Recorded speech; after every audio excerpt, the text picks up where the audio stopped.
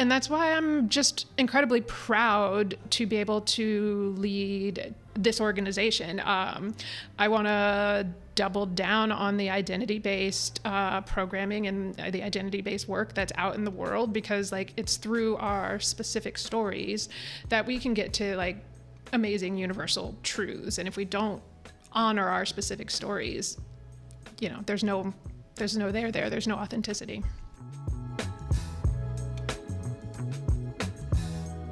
That was Allegra Madsen, Frameline's executive director and friend of the show. I'm Jeff, and this is Storied San Francisco, a podcast about artists, activists, and small businesses that make this city so special. This bonus episode is part of our Pride 2025 programming. In it, I join Erin and Ange of Bitch Talk Podcast to talk with Allegra about all things Frameline49.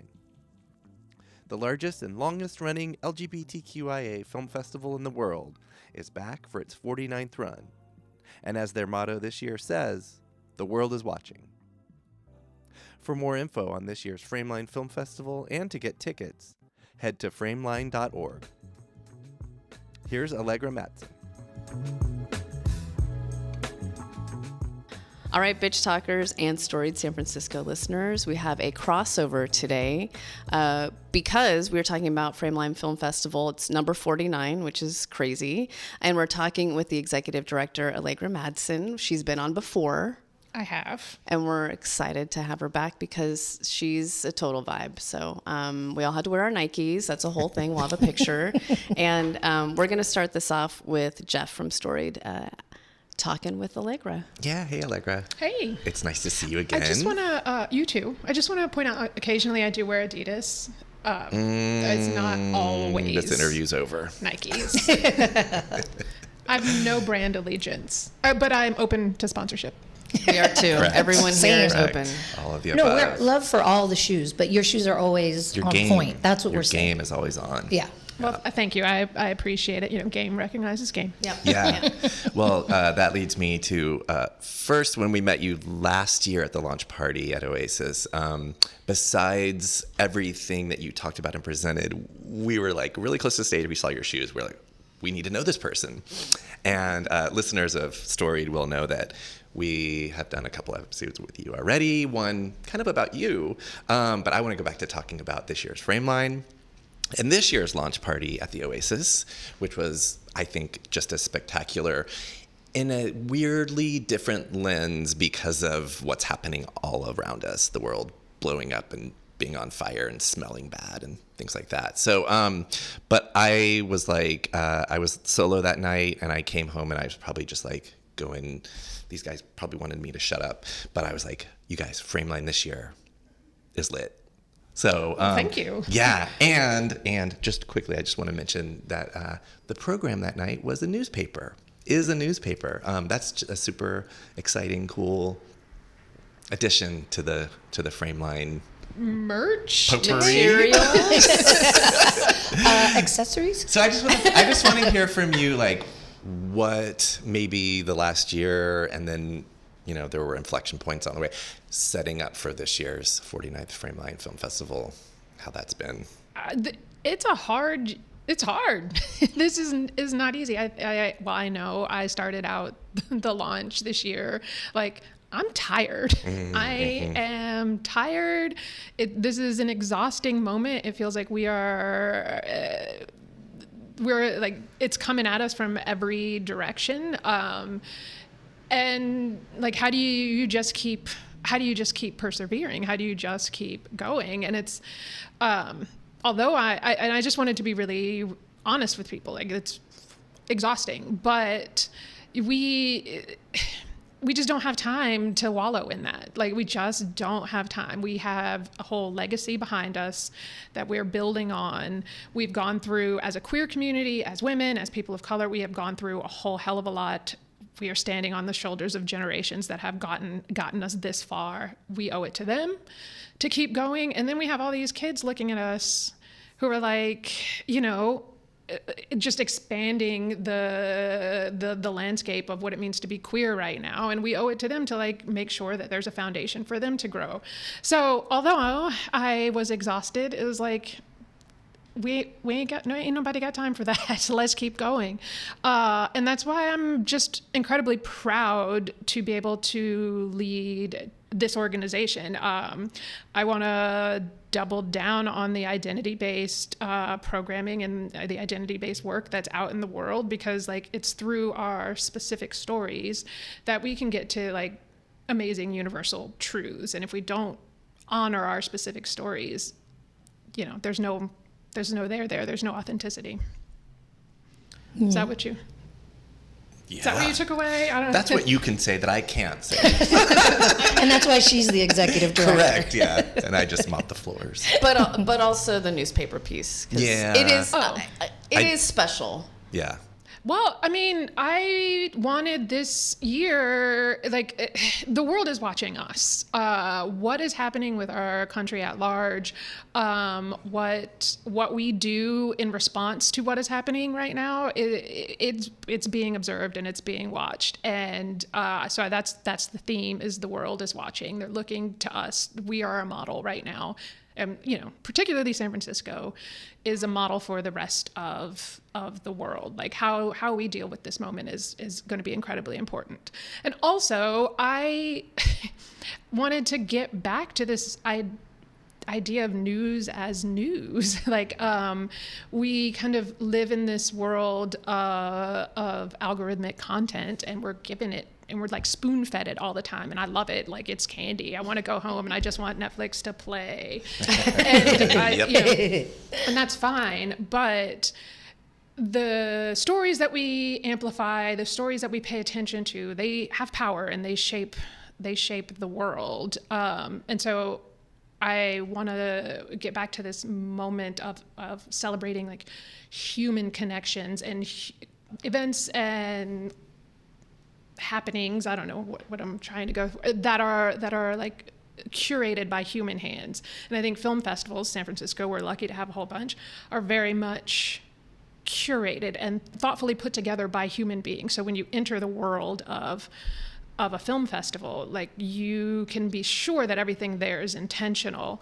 And that's kind of why I wanted to go back to the newspaper, because it seemed like there was a time when that's what you felt when you got your news. Like this was intentional, this is important. I know that you're supposed to be unobjective with news, but like there's a value judgment, and having people that you trust tell you that this is good and this is important I think it's an important part of our culture that we shouldn't just let slip away. But you also kept it light and fun with the jumble and horoscopes, correct? Well, I mean, that's who I... Listen, we can be smart and goofy at the same time, and that's like my fundamental personality. But like that's what we should be doing is like, and I think that's kind of the legacy of queerness in the world is like we are going to be revolutionaries, we are going to throw bricks, but we're going to look so good while we do it. Yeah.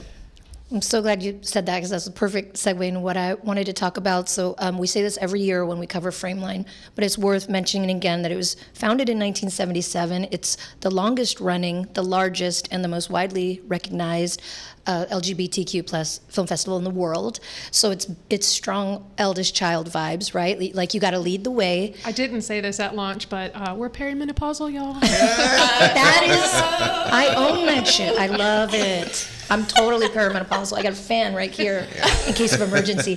But there was subtext. But at the same time, Jeff and I are the youngest. We're the babies of the family. This festival has baby vibes too, because you know how to throw a party. It's a good time. So let's talk about the parties, starting with opening night and everything that you've curated along the way. Well, then I'm going to get serious again, but I'll save that. So we are doing our first Friday party. We do know how to throw a party. I feel like, in some ways I feel like we're the baby film festival of the Bay, but that's not age. It's just state of mind. So this year we're going to be at Charmaine's rooftop at the Proper Hotel. We are doing it in conjunction with our first Friday screening. So our big party is going to be on Friday, not opening night. And that will be with heightened scrutiny, which I think combines the two things that we are talking about. Heightened scrutiny is I think it's the documentary of our moment.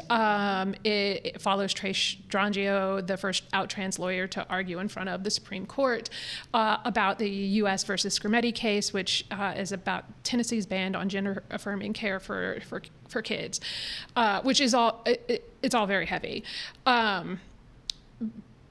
Also, this doc really highlights the media's role in shaping policy and how the stories that we tell and how opinions right now are shaping policy, and that is a really interesting moment to exist in. This film also kind of chronicles what it was like for queer people or people of our political I'm assuming, I don't know about all you podcast listeners out there, but I'm assuming a certain bent, what it was like to go through this most recent election. I wanted to put the party here because this was a heavy moment. It was hard, and we need to all be in community with one another, and we need to toast that we've made it this far, toast that the battle will continue, and we need to have just a regular good time. I did make this joke at launch, but we queers know how to have a good time, and I'll buy a drink for anybody who does the worm. Attempts or does? Because I could attempt. It's got to be a full-fledged. Okay. Don't hurt yourself. How much time do I have? It's not worth it. Does the drink come before or after? Will you provide the physical therapy needed afterwards? We will have a massage chair. Perry Many, Allegra. Okay.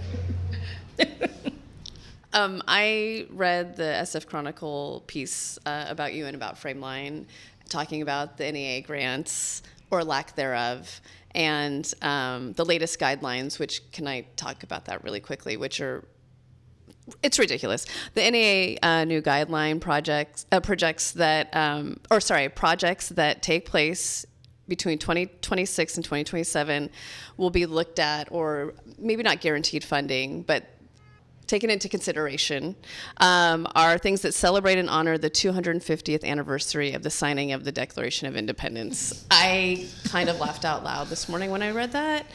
And then they also canceled the Challenge America category, which helped make the arts more accessible to underserved communities. So this affects Frameline. So can you talk about what that looks like, not only for Frameline, but for a lot of Bay Area festivals in general and arts orgs? Luckily for Frameline, we are not losing funding that will be critical to our survival. We also have an amazing community that supports us, and so while it is never easy to lose giant chunks of money, we will be able to carry on. There are other arts organizations, there are other film teams, there are other organizations that this will be. I don't want to be too light about it, but this could spell the end for some other organizations, other films that we will never get to see. I did momentarily debate about how I could parallel queer history with the signing of the Declaration of Independence. And I was like, I could probably shape something. And then I was like, do I really want to spend my time? So I'm not. I would watch that though. I would, if I didn't have anything else to do, I would write that paper. Maybe we should create a Declaration of Independence. You've also got roughly another year. I do have another year, so if I get some downtime, maybe on vacation, I'll just do some light historical, whatever. Yeah. So, what I think is really the reality of what's happening is I think there's an attempt to erase the value system that we as citizens of this country, of citizens of the world, have worked to establish for a very long time. And there is a concerted effort to erase that value system, and then like what's at the bottom of our values and morals, and those are the stories that we tell each other. So it just reinvigorates for me the need to do what we do, what I do, what you all do, is just to keep telling stories and offering a multitude of points and counterpoints, and I'm just gonna do it in any way that I can make it happen. And like these ridiculous funding attacks will keep coming. I do believe that there's an attack on our nonprofit state and in general, which is incredibly scary. But like, we just got to keep going. Mm-hmm. So I just want you to talk a little bit about some of the specific Bay Area subject matter, San Francisco subject matter, in this year's Frameline Film Festival, specifically Assembly and Valencia. Those two really stood out for me, movies I want to see. Interestingly enough, both of them are giant ensemble pieces with that I don't know. It's cheesy to say it takes a village, but I guess it takes a village. Assembly is it follows Rashad Newsom as he turns a New York City like warehouse into this site of exploration of Black identity and creativity, and he uses dance and the history of dance and drag culture and ballroom and mixes it in with I think his digital griot named Being, who is an AI robot that has been fed almost exclusively Black liberation content. So it's wildly different than your Chat GPT results. And for me, this have y'all seen Sinners yet? Twice. Yeah, twice. Yeah, I mean 3 times. So Yeah. here we are. Aspirations. I know. You too. But it's like that. To me, I was really reminded of that centerpiece moment where you had like the history, the current, and the future all like blended together in this act of creativity. For me, Assembly really hits that vibe. And that'll be at the Herps, and that will be followed by a party at Oasis with the crew from Reparations, and Rashad is going to do some bespoke visuals for the night there at Oasis, so that should be really cool. Awesome. And then Michelle T's Valencia. So it is the 25th anniversary of Michelle T's book Valencia, which was this. It was this beckoning call to every baby dyke in the country to come to San Francisco and carve out your own little piece of DIY punk rock heaven. And so this film was made. So it's the 25th anniversary of the book. So we're bringing the film back to watch again. And I think they're like, I can't remember how many, like 1 million different directors. There's like 1 million different Michelle T's that kind of stitch this story together. Michelle will be here and we'll be doing a walking tour of old dyke destinations in the Mission and doing little snippets of readings from the book after the film. And then we'll end up at Mother Bar so that we can, remember the dyke lands past and support the future ones. Hell yes. Oh my God, that is so Thank exciting. you. Ooh, okay. Not only are you playing a crazy wide selection of really exciting films and short films, but you're also creating a lot of different opportunities for allyship moving forward. So I'd love for you to talk about your Pay It Forward initiative. There's the Queer to Queer campaign. Like, it's not just a film festival, it's an opportunity for people to really step up. What I love about what I get to do is that we are an amazing cultural institution, but we are also very community-based and community-focused, and we are building our community. And I love that those two things can be stitched together. Like we talked about in the funding landscape, it is bleak, and we need to depend on our friends, our allies, and our community to help support all of this. So the Pay It Forward campaign is with heightened scrutiny. Like I said, that movie, I feel like everyone needs to see it, and I also feel that there should be no boundaries to trans or non-binary people being in community that night and seeing that film. It is likely that the decision of the Scrimeti case will come down sometime this month, perhaps even during the festival itself. No way to know. So with that one, we've created a mechanism by which you can buy a ticket for yourself, but you can also donate and buy a ticket for a trans or non-binary person. If you are a trans or non-binary person, you can just go on the website and select that ticket, and it is yours. There's nothing. The ticket's yours. Just grab it. Did you want to talk about the queer? Oh, and also the Queer to Queer program is, so we're an international festival. We try to bring films from literally around the world. I keep talking about how there are 2 films from Croatia this year, and I don't know why that one has stuck in my mind, but like there are 2 films from Croatia, and these film teams want to come and be a part of San Francisco, experience their film in the queer city in the world, and as a organization, we bring filmmakers out. We provide lodging and experiences for filmmakers. So what we've done is essentially community members can adopt a film.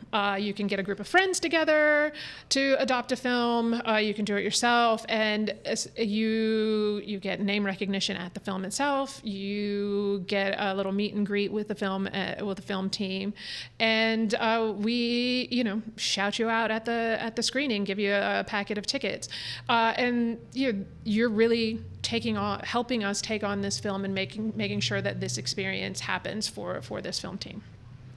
Before we wrap, I do want to talk about kind of going back to what I read in the Chronicle piece, and also about what you just talked with Ange about.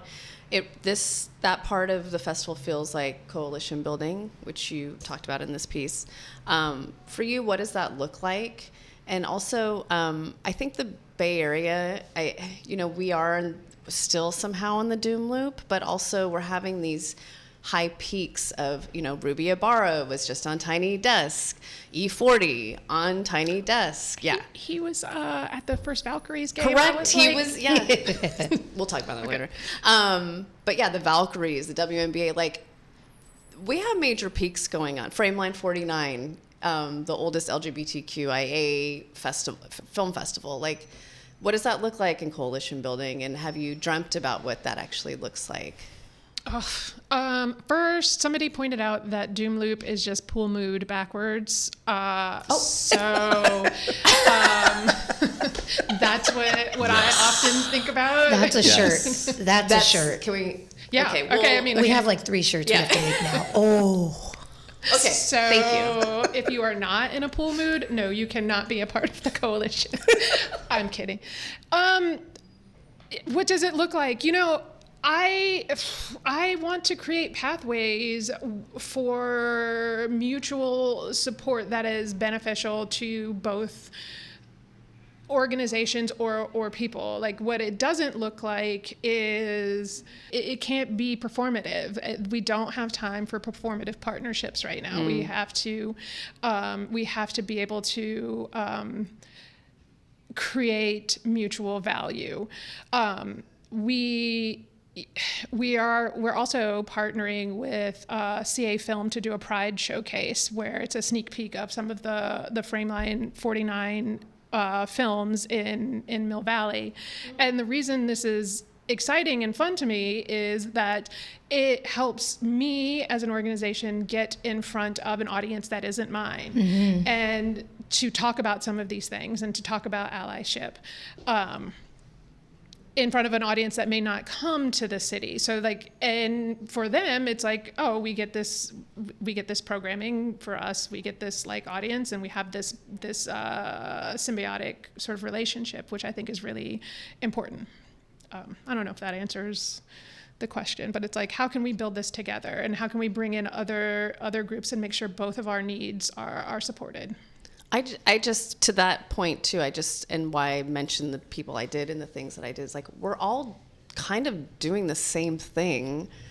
Why aren't we all just doing it all together? Because I just think there's a lot of value to that. It's it's a weird time and it's scary, and we have operated a certain way, and capitalism, Yes. whatever. I think there are ways to support each other that don't have to be divisive. We don't have to. If there's no money, we don't have to both be competing for it. So we can. I mean, the upside of.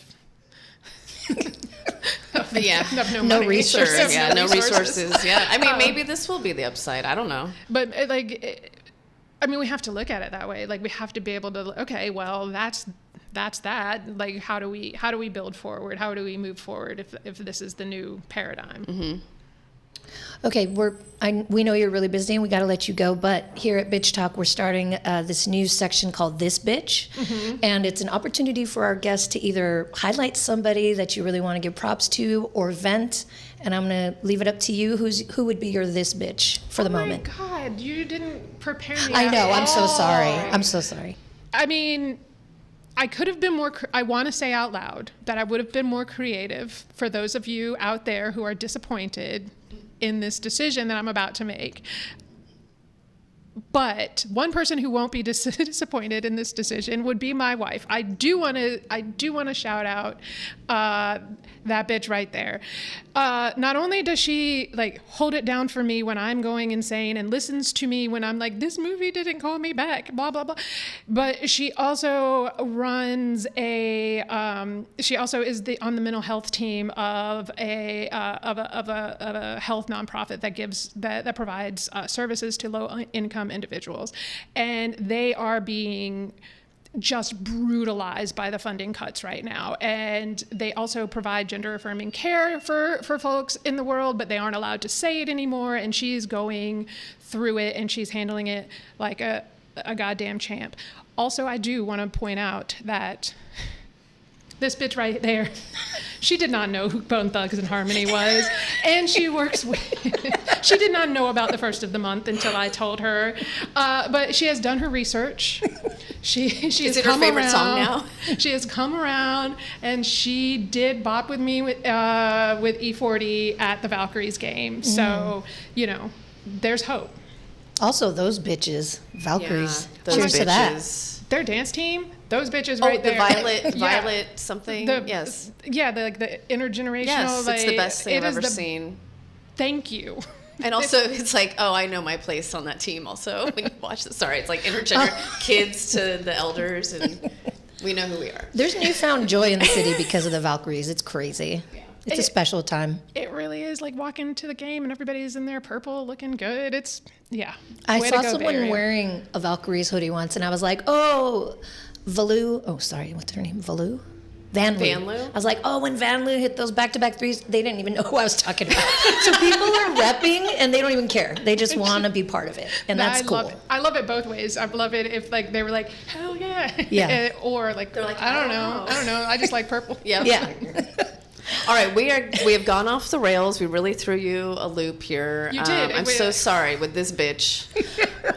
Yeah. She's gonna email us later. yeah. I have another. I know, Come back. You just wait. You're going to get 10 pages. Yeah. Well, I will have to come back, and I will come back prepared.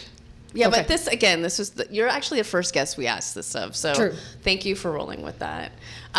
We've been talking with the executive director of Frameline, Allegra Madsen. Thank you so much for being on Bitch Talk and Storied San Francisco. Yay, I love being in this crossover universe. Yeah, we love Frameline, so thank you so much. We love y'all. That was Allegra Madsen from Frameline Film Festival. Check back next week for part 2 with Shane Zaldivar and Saoirse Grace from Compton's Cafeteria Riot. That drops next Tuesday wherever you get podcasts.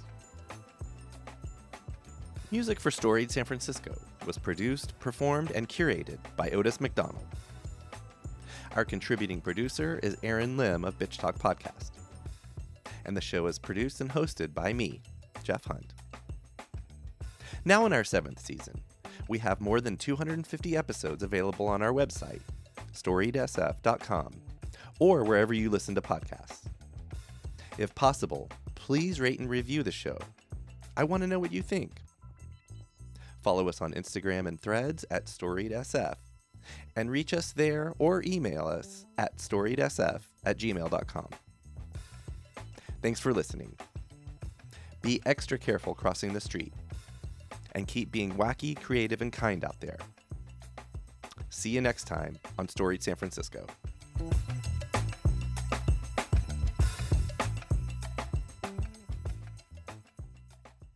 We acknowledge and respect the first humans of the unceded land we call San Francisco, the Ramaytush Ohlone.